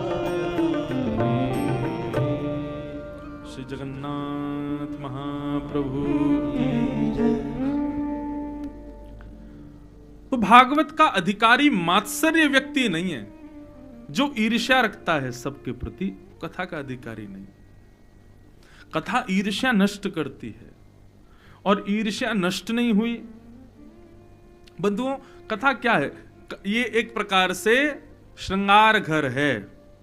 ये जो भवन है ना जहां पे आप बैठे हैं, ये श्रृंगार घर है। श्रृंगार घर, इसको इंग्लिश में क्या बोलते हैं? Beauty parlour. ये एक श्रृंगार घर है, और यहां आप सब लोग अपना अपना श्रृंगार करवाने आए हो। और किसके लिए श्रृंगार क्यों करवाया जाता है? ताकि हम अच्छे लगें, ताकि जो हमको देखे वो रीझ जाए। पर यहां पर एक ही व्यक्ति को रिझाने का श्रृंगार होता है, श्री जगन्नाथ।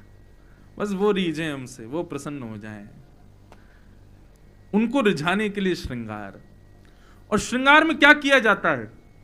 किसी व्यक्ति के आंखों के नीचे काला हो जाए, किसी व्यक्ति को कुछ दाग धब्बे हो जाए, कुछ भी हो जाए, उनको छुपाने के लिए श्रृंगार होता है? ऐसे ही बंधुओं हमारे भीतर कई विकार हैं, काम क्रोध लोभ मोह आदि आदि, सबको पता है। देखो, व्यक्ति को दो लोग जानते हैं, या तो भगवान जानते हैं या वो खुद जानता है, तीसरा उसको कोई नहीं जानता। उसके अंदर क्या है कैसा है ये कोई नहीं समझता। इसलिए आप सब जानते हो कि आपके अंदर कौन सा दुर्गुण है, दोष है, लेकिन हम लोग क्या करते हैं, उस दुर्गुण दोष को छुपा करके रखते हैं। परंतु ये श्रृंगार घर है। ये श्रृंगार घर में क्या होता है, दोष के ऊपर ही कुछ कला ऐसी बना दी जाती है कि वो अच्छा लगने लगता है, वो सुंदर दिखने लगता है। ठीक वैसे ही कथा क्या करती है, हमारे दोषों का श्रृंगार करती है। श्रृंगार होगा तो हमको जगन्नाथ जी देख करके रीझ जाएंगे, आनंदित हो जाएंगे, स्वीकार कर लेंगे, जैसे माधवदास को स्वीकार किया है। एक भक्त और उसकी कथा में सुनाऊंगा एक दिन, कथा में उनका नाम है साल बेग। श्री जगन्नाथ जी के भक्त हुए, बहुत सुंदर स्तुति गाई साल बेग ने। जैसे सालवेग को स्वीकार किया, जैसे चैतन्य महाप्रभु को स्वीकार किया, जैसे माधवदास को स्वीकार किया, वैसे हमें भी स्वीकार करें, हमारा श्रृंगार वैसा हो। तो श्रृंगार घर है। अब मात्सर्य रूपी धब्बा है हमारे ऊपर, ईर्ष्या दूसरों से। कथा जब सुनेंगे ना तो वो ईर्ष्या रूपी जो द्वेष है हमारे ऊपर, कथा उसका श्रृंगार कर देगी, उसको अच्छा बना देगी, उसको सुधार देगी, ठाकुर जी प्रसन्न हो जाएंगे। तो निर्मत्सराणाम सताम, मात्सर्य दोष युक्त व्यक्ति को कथा का अधिकार नहीं है, निर्मत्सर व्यक्ति ही कथा सुन सकता है। वैद्यम वास्तवमत्र वस्तु शिवदम,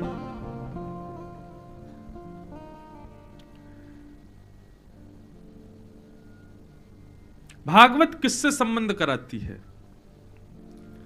आप किस लिए भागवत की कथा सुन रहे हैं, यह बहुत महत्वपूर्ण बात है। पितरों की मुक्ति के लिए सुन रहे हैं, व्यापार अच्छा हो जाए इसलिए सुन रहे हैं, हमारे बेटे का ब्याह हो जाए, बिटिया का ब्याह हो जाए इसलिए सुन रहे हैं, किस लिए कथा सुन रहे हैं, ये बहुत विशेष बात है। कुछ भी हो आपके हृदय में बात, वो सब एक किनारे रखो। भागवत जी क्या आज्ञा करती हैं, वैद्यम वास्तव मत्र वस्तु शिवदम। भागवत का श्रवण केवल एक इच्छा से ही करना है, श्री जगन्नाथ जी हमको प्रत्यक्ष दर्शन दें, बस इसलिए। बाकी आपका व्यापार ठीक चले नहीं चले, घर परिवार में कोई कमी चल रही है, वो सब आप अपने कर्मों से सबको सुधार लोगे, उनके लिए दुनिया भर की पूजा पाठ है, सब करवाओ, लेकिन भागवत की कथा तो केवल और केवल श्याम सुंदर दिख जाएं इसलिए ही श्रवण करनी है। भागवत से आप दुनिया, मतलब वही बात हो गई ना, आप पेट दर्द की दवाई खा रहे हो लेकिन दर्द हो रहा है सर में, और खा कौन सी दवाई रहे हो, पेट दर्द की, तो सर दर्द कैसे ठीक होगा?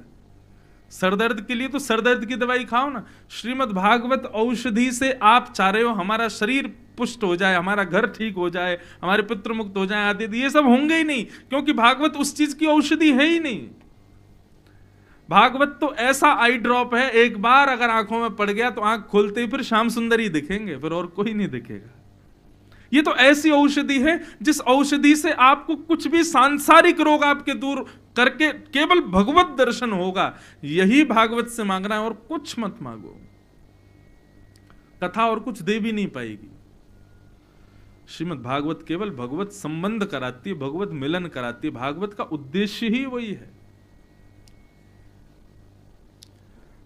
श्रीमद् भागवत की कथा केवल इसी भाव से कि जगन्नाथ जी का प्रत्यक्ष दर्शन हमको हो, ऐसी कृपा जगन्नाथ जी की हो। भागवत के तृतीय श्लोक में मंगलाचरण में वक्ताओं के लिए बताया, निगम कल्प तरोर गलितम फलम सुख मुखाद अमृत द्रव संयुतम पिबत भागवतम रसमालयम मुहुर्हो रसिका भुवि भावुका। भागवत की कथा को खूब भाव से सुनो हे रसिक जनों, हे भावुक जनों। ये भागवत सुनने का विषय नहीं है, पीने का विषय। पिबत भागवतम रसमालयम, भागवत पीने का विषय है। पीने का विषय मतलब पी हुई वस्तु शरीर में लगती है, सुनी हुई वस्तु कई बार प्रभाव नहीं दिखाती, लेकिन जिस वस्तु का आप पान करते हो वो शरीर में जाके लगेगी। औषधि पियोगे रोग दूर होगा, मदिरा पियोगे नशा हो जाएगा, अमृत पियोगे अमर हो जाओगे, घी पियोगे मोटे हो जाओगे, शरीर में लगता है ना। ऐसी कथा भी शरीर को लगनी चाहिए, और लगेगी कब? जब कान रूपी दोने में भर भर के इसको पियोगे। ये पीने का विषय है, शरीर को लगे, इसलिए पिबत शब्द का प्रयोग किया गया। क्षमा कीजिएगा, परंतु भक्त हैं हम, ये हमारी आंखों का मूवमेंट, हमारे चलने की ढाल, उठना बैठना, इससे पता चल जाता है कि हम भक्त हैं कि नहीं। नेत्रम वक्त्रम विकारेण, 3 चीजों से पता चलता है कि भक्त है कि राक्षस प्रवृत्ति का है। पहली बात तो नेत्र, आंख, दीर्घ गंभीर नेत्र, ज्यादा चपल नेत्र जिनके होते हैं, इधर उधर मटकते रहते हैं, कभी इसको देख कभी उसको देख, ये क्या कर रहा है वो क्या कर रहा है, सब जगह घूमते रहती हैं आंखें, चारों सब जगह मटकते रहते हैं, हल्लन की तरह आंखें घूमती रहती हैं, समझो कि चतुर हैं बहुत। लेकिन दीर्घ गंभीर नेत्र हैं, गंभीर रहते हैं, एक तरफ एकटक रहते हैं, ज्यादा चंचलता नेत्रों में नहीं है, ये एक वैष्णव का लक्षण है। वक्त्रम, जो शब्द हम बोलते हैं वो कैसे, कई लोग हैं बात बात पर गाली देते हैं, बिना किसी बात के भी गाली बोल के ही बोलते हैं।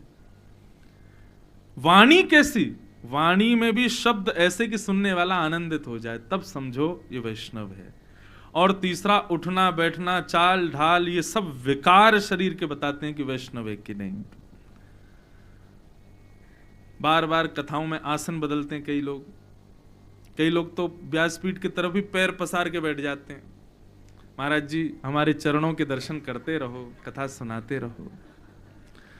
कई लोग कुर्सी पे बैठे बैठे ऐसे हो जाते हैं, फिर कहो तो उनकी मुंडी पीछे गिर जाती, पीछे वाला उठाता, भाई या कथा सुन। हमारा विकार शरीर का ढंग बता देता है कि हम वैष्णव हैं कि नहीं। वैष्णव कैसा, बिल्कुल एकनिष्ठ बैठेगा, एक रूप बैठेगा। बंधुओं देखो, मुझे ये बात इतनी प्रिय लगती है। अभी मैं ऋषिकेश में कथा कर रहा था, ऋषिकेश से पहले सोमनाथ में पहली मानस राम कथा की, और उस राम कथा में हमने क्या किया, हर दिन एक पात्र की कथा सुनाई। तो उसमें एक इतना सुंदर प्रसंग आता है, जब श्री हनुमान जी का प्रसंग चल रहा था कि हनुमान जी जब लंका पहुंचे और लंका पर जब उन्होंने विभीषण का द्वार देखा तो द्वार के ऊपर धनुष बाण अंकित थे, राम राम लिखा था। तो हनुमान जी बोले, अरे इस लंका में राम जी का भक्त, कहीं ऐसा तो नहीं है रावण की माया है। तो रावण की माया जानकर के हनुमान जी ने विभीषण की परीक्षा लेने के लिए ब्राह्मण वेश धारण किया, त्रिपुंड लगा करके, पटका डाल करके, जनेऊ आदि पहन के, गले में जो है रुद्राक्ष माला, कंठी माला पहन करके, हाथ में पोथियां लेके, खड़ाऊं लेकर के बिल्कुल ब्राह्मण बन गए हनुमान जी। और जैसे ही विभीषण के यहां प्रवेश किया तो विभीषण ने जब ब्राह्मण को आते हुए देखा तो विभीषण ने उनको देख करके प्रणाम किया, और बार बार प्रणाम करे, एक बार नहीं अनंत बार प्रणाम किया। हनुमान जी बोले, भैया तुम हमको इतना प्रणाम क्यों कर रहे हो, जान ना पहचान, हम तुमसे कभी मिले नहीं, तुमको जानते नहीं, तुम हमको जानते नहीं, तुम इतना प्रणाम, इतना आओ आदर कर रहे हो, बैठा रहे हो, हमको प्रणाम कर रहे हो, चरण छू रहे हो, क्या तुम हमको जानते हो? विभीषण का उत्तर इतना सुंदर। विभीषण कहता, मैं आपको नहीं जानता, आप कौन हैं मुझे नहीं पता, मैंने पहली बार आपको देखा है, आपका नाम नहीं पता, आप कहां से आए मुझे नहीं पता, परंतु मैं इतना आपका आव आदर कर रहा हूं, प्रणाम कर रहा हूं, इसके पीछे कारण यह है क्योंकि जब से आप मुझे दिख रहे हो तब से मुझे राम जी और प्यारे लग रहे हैं, तब से मुझे राम जी की और याद आ रही है, तब से मुझे राम जी की और भजन करने का मन कर रहा है, तब से मेरा मन कर रहा है मैं एकांत में बैठ के और राम राम कहूं। आप कौन हैं मुझे नहीं पता, पर आप जब से मुझे दिखे मुझे मेरे राम जी और सुंदर लगने लग गए हैं। हनुमान जी ने जैसी ये बात सुनी तुरंत अपने रूप में आ गए और हृदय से लगा लिया विभीषण को। वैष्णव कौन? जिसके रूप को देखकर के श्री जगन्नाथ जी और प्रिय लगे, जिसको देखकर के और भक्ति करने का मन करे, जिसको देखकर के और कथा सुनने का मन करे, जिसको देखकर के अपने अवगुण छोड़ने का मन करे, जिसको देखकर के सुधरने का मन करे, जिसको देखकर के प्रणाम करने का मन करे, समझो यही वैष्णव है। हम तिलक इसलिए नहीं लगाते कि तिलक लगाने से हम सुंदर दिखेंगे या हम भगवान के हैं ऐसा दिखेंगे। हमारा तिलक देख करके, हमारी शिखा देख के, हमारी धोती देख के, हमारे रूप को देख करके क्या पता कोई अपने अवगुण छोड़ने का मन बना ले, किसी के हृदय में भक्ति भाव वैष्णवता प्रकट हो जाए। हम तिलक अपने कल्याण के लिए नहीं, जगत कल्याण के लिए तिलक युक्त माथा रखते हैं, ताकि सब देखें तो सब, किसी के मन में तो आए तिलक बहुत अच्छा। अभी मैं एक बार मुंबई एयरपोर्ट पे कहीं जा रहा था, तो हम तो ऐसे ही रहते हैं हमेशा, तो मेरे साथ में एक पंडित जी और थे, तो सिक्योरिटी चेक जब हो रहा था, तो मेरी भी चेकिंग चल रही थी, उनकी भी चेकिंग चल रही थी। तो पुलिस वाला जो उनकी सिक्योरिटी चेक कर रहा था, तो वो बोले महाराज आप माया नगरी बंबई में कैसे धोती बगलबंदी पहन के घूम रहे हो? बोले भैया यही हमारा आवरण है। बोले देखो कुछ भी कहो, यहां पर लाखों के सूट बूट पहन करके लोग घूम रहे हैं, लेकिन सारे एयरपोर्ट की नजर आप दोनों पर ही है, सब आप दोनों को ही देख रहे हैं, और आप दोनों को देख करके लग रहा है बताओ भैया धोती में भी लोग कितने सुंदर लगते हैं। मैंने कहा सुंदर बोल रहा था हमको? बोले हाँ महाराज जी ऐसे बोल रहा था, आप लोग सुंदर लग रहे हो। तो जिसको देख करके भगवत प्रीति और ज्यादा बढ़ जाए, समझो वो वैष्णव। हम क्यों संतों को प्रणाम, देखो अभी कोई संत आ जाए यहां पर,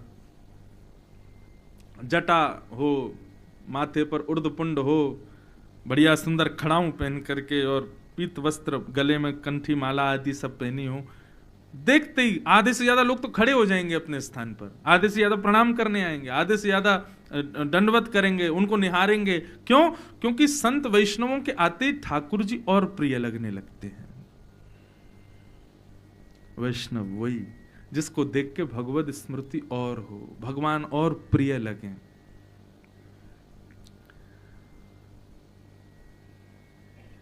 कथा को पियो, क्यों?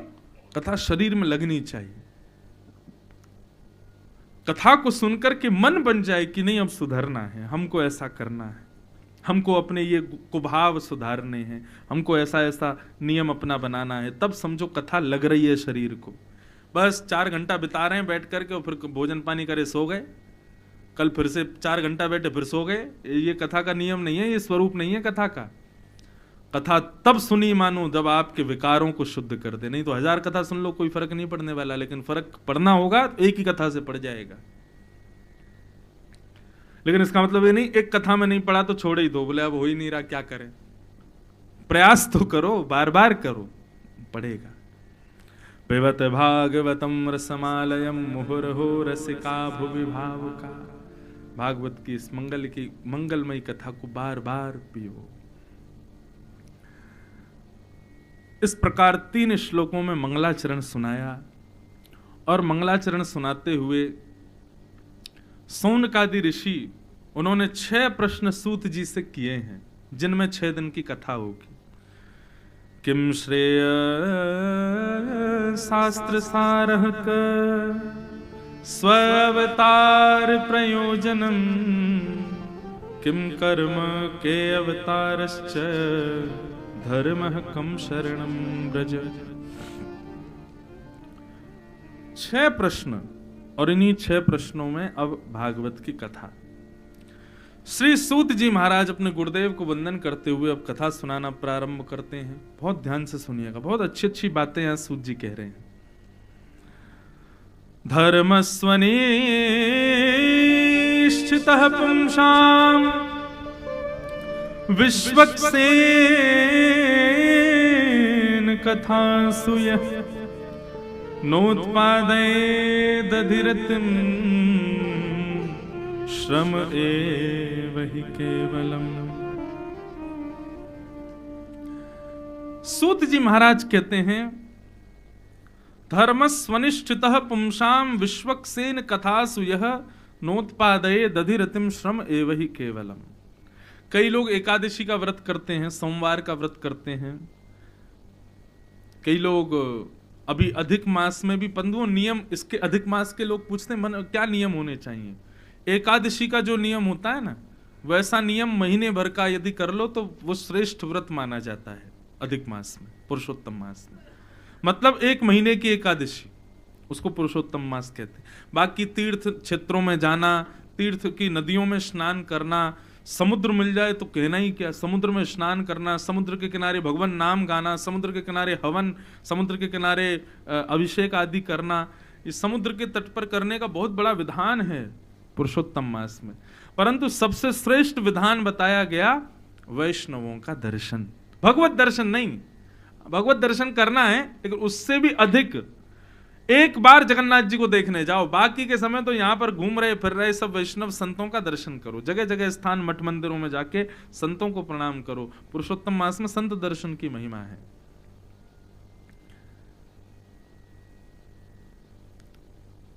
यहां पर सूत जी महाराज कह रहे हैं ये हमारे द्वारा किए गए व्रत नियम, शौचाचार, कथा करवाना, तीर्थों में जाके यज्ञ हवन करना, ये सब जो हम धर्म कर्म के काम करते हैं, ये सब सिद्ध हुए हैं कि नहीं, इस बात को कैसे समझें।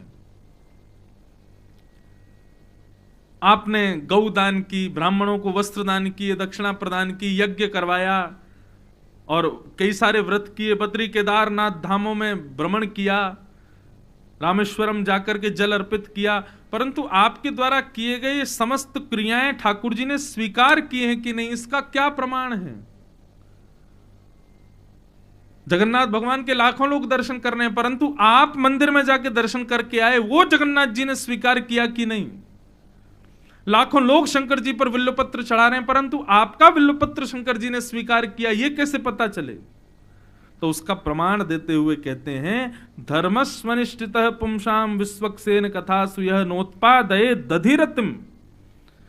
कहीं सत्संग चल रहा हो, कथा चल रही हो, वैष्णव बैठ करके कीर्तन कर रहे हो, कुछ प्रवचन चल रहा हो, तो वहां बैठिएगा और बैठ करके अपने अपने मन को लगाने का प्रयास कीजिएगा। यदि आपका मन रति पाले, मतलब मन लग जाए उस सत्संग में, तो समझिए आपके द्वारा किए गए व्रत नियम अनुष्ठान स्वीकार किए गए हैं। परंतु उस सत्संग में आपका मन ना लगे, उस कीर्तन में आपका मन ना लगे, उच्चाटित मन होता रहे, तो समझो आपके द्वारा किए गए व्रत नियम अनुष्ठान एक भी ठाकुर जी ने स्वीकार नहीं किया है। देखो कितनी बड़ी बात। सत्संग में रुचि होना, कथा में रुचि होना, वैष्णवों को देख के अच्छा लगना, तीर्थों में जाकर के आनंदित होना, प्रसाद पाकर के अत्यंत तृप्त अनुभव करना, ये सब प्रमाण हैं कि ठाकुर जी हमसे प्रसन्न हैं। कई लोग होते हैं, उन लोगों को कहीं भी घुमा दो, लेकिन तीर्थ क्षेत्रों में नहीं घूम सकते। आजकल कुछ भीड़ भाड़ बढ़ी है तीर्थों में, माय वृंदावन में भीड़ बढ़ गई है, केदारनाथ में तो महाराज बस अभी ऋषिकेश से आ रहे हैं हम, दुनिया भर के युवा बालक बच्चे सब केदारनाथ भाग रहे हैं।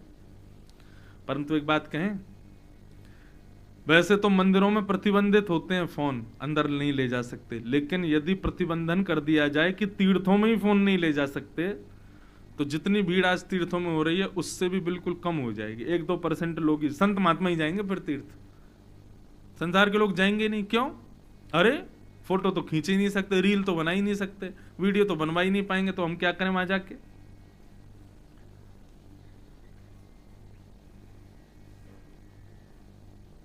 इसलिए नहीं है तीर्थ। तीर्थ शुद्ध हैं और उनके नियम शुद्ध रहें ताकि हम शुद्ध हो जाएं, पर लोग जाकर के उनका दुरुपयोग कर रहे हैं। आप तीर्थों में जाओ, वैष्णव क्रियाएं करो, संतों को भोजन कराओ, शंकर जी का अभिषेक करो, नदियों में स्नान करो, परंतु ये सब करते करते बीच बीच में सत्संग में जाकर के देखो और पता करो मन लग रहा है कि नहीं। मन लग रहा है तो समझो कि हम जो भी कर रहे हैं व्रत नियम वो सब पुष्ट हो रहे हैं। लेकिन मन उच्चाटित हो रहा है, मन बार बार विलचित हो रहा है, मन बार बार आपका भाग रहा है, तो समझो आपके द्वारा किए गए अनुष्ठान व्रत नियम कुछ भी ठाकुर जी को स्वीकार नहीं है। सत्संग में रति होना, सत्संग में मन लगना, यह भी भगवत कृपा है। नोत्पादये दधिरतिम श्रम एव हि